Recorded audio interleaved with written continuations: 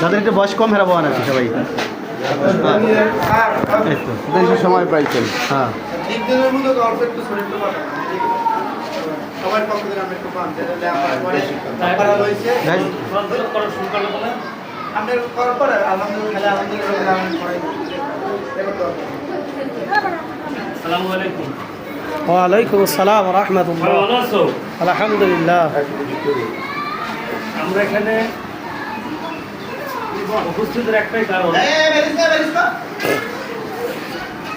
তোমরা ক্লাস 12 থেকে শুরু করে ক্লাস 1 পর্যন্ত আমরা ছোট ছোট আয়াত, কায়দা, ছোট ছোট শব্দ, ছোট ছোট অক্ষর ইত্যাদি দিয়ে আমরা শিখেছিলাম।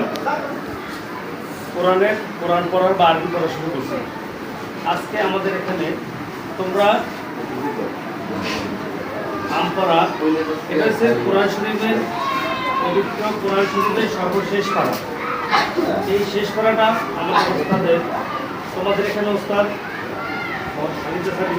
তোমাদের আজকে এটা দিয়ে তোমাদের এই আমপাড়া শুরু করবে।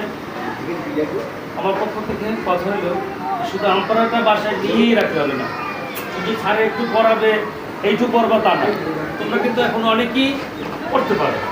এই জন্য চেষ্টা করতে হবে ওইটাকে শেষ করার।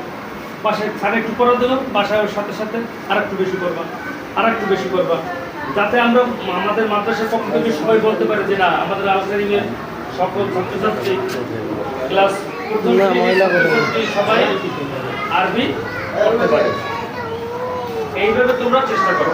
আর একটু হলো আমরা দরকার আছে, এই জন্য ক্লাসে যেহেতু তোমাদের প্রথমেই সবাই বাসার থেকে সুন্দর একটু খুশু খুশু, মানে এরকম কিসের ভিতরে পরিষ্কার পরিচ্ছন্ন থাকবেই, সাথে অজু করে আসবা। অজু করে এসে প্রত্যেক পিরিয়ডে যেহেতু আমপাড়াটা করানো হবে, অতএব সেটার দিকে তুমি খেয়াল রাখবা।